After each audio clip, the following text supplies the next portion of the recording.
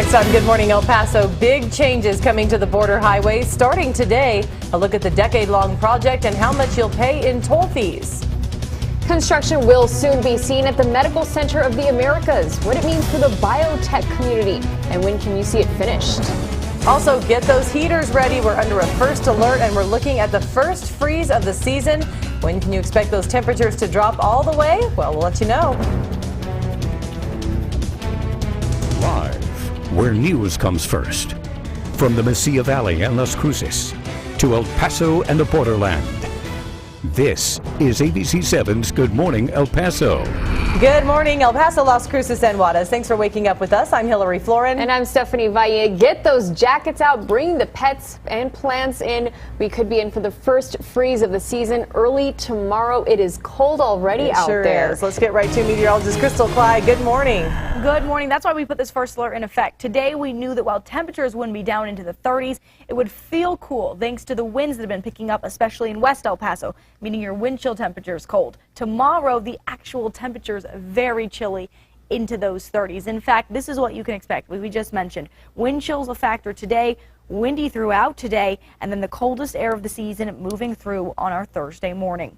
Your El Paso current conditions outside, 45 what we're sitting at, but it feels like 43. And again, this is over at the El Paso International Airport where winds are just at 5 miles per hour. Winds are higher at 10 to even 30 mile per hour winds in West El Paso this morning, where it does feel cooler than just 43 degrees. Las Cruces 47 your temperature. We are looking at a feel-like temperature also at 43 degrees and winds 9 miles per hour. As we track along through the next 24 hours, it's tomorrow morning that we talk about the potential freezing temperatures. We'll look at how low we go, and then when we rebound, it's coming up in just a few minutes. Thanks so much, Crystal. Happening today, ground will be broken on the Border Highway West Extension Project. TxDOT will hold a ceremony at 10 a.m. to kick off construction. This project will extend Loop 375 from Bowie High School all the way to I-10 and Sunland Park. You're looking at a rendering of what it will look like. The highway won't be complete, though, till later this decade. Once it's done, the road will be a toll road. The 9-mile stretch will be about 10 cents per mile, so about $1 for the whole drive. TxDOT says once the highway is complete, the toll rate could go up. El Paso City Council is considering evaluating its top lawyer in a way no other city attorney has been scrutinized before. Yesterday, council talked about evaluating Sylvia Barunda Firth using a so-called 360 method. That's when HR talks to people who work above, below, and at the same level as Firth. Firth's contract clearly states it's the mayor who evaluates her with input from council and the city manager. Now, the city manager is already assessing the entire legal department, so the city postponed the item for a week to iron out the details. The mayor and other city representatives have defended Firth's performance, saying she's being singled out. When a low-income housing complex is going to be built in your neighborhood, how would you find out? That's what the city is now looking into. This comes after members of the Rancho del Sol Association complained about the complex under construction off Loma Verde. This is in far east El Paso, by the way, near Rojas and Loop 375. And ABC7 learned the developer of that complex, Tropicana Homes, got state tax credits to build the apartments. According to City Rep Claudia Ordaz, when developers get state tax credits, the state then notifies every local elected official. Loma Verde residents say they weren't notified, and now they're worried about their quality of life. I visited with Diana Lopez, the principal of Loma Verde Elementary, and she informed me that, first of all, she was not aware of the development, and it's right behind her school, but she's at capacity, 5 students short of capacity in her school, excuse me. I went to America's High School, and they're bursting at the seams with students. They've got portables outside.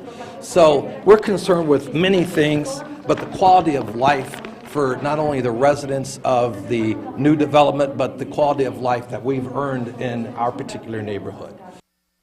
I spoke with Daniel Escobar, the spokesman for the Socorro School District. He says the district is not concerned about the new development because it has a plan in place to deal with possible student overflow. Escobar also said America's High School is, quote, not bursting at the seams. It's been an intense 2 days of talks between President Obama and the President of China at the APEC summit. Earlier, they both unveiled an array of agreements from climate change to military cooperation. Tamon Bradley has more. President Obama leaves Beijing with significant new agreements on climate change, military cooperation, and trade. Mr. Obama and his Chinese counterpart reached a deal to curb greenhouse gas emissions. The U.S. is setting a new target to emit 26 to 28% less carbon in 2025 than the country did in 2005. This is an ambitious goal, but it is an achievable goal. Presidents Obama and Xi also announced talks to reduce tariffs on high-tech goods and a deal on visas granted to U.S. and Chinese citizens. They also agreed to a renewed partnership in dealing with the ongoing nuclear risk posed by North Korea. But President Obama also acknowledged that there are areas of staunch disagreement between the U.S. and China and said he's pressing Xi about Chinese computer hacking and the country's crackdown on democracy demonstrations.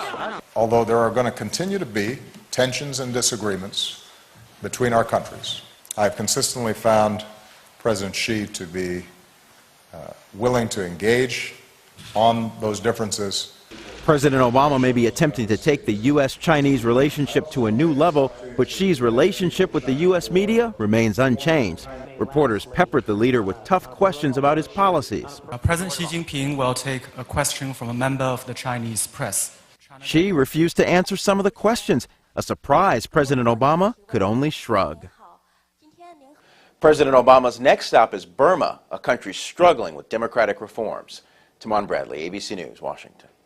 Here's a live look at traffic right now. The time is 6:06. You can see that things are moving smoothly on the east side, looking good. No problems to report. We'll keep an eye on traffic for you. In the meantime, residents in Chaparral, they're questioning the quality of their law enforcement again. Yeah, why they say they don't feel safe and why they could be taking the law into their own hands. Also, riot gear. It does something to you on the inside because you know you haven't done anything. businesses in Ferguson, Missouri are preparing as the town waits to hear if Officer Darren Wilson will be facing charges for the killing of teen Michael Brown.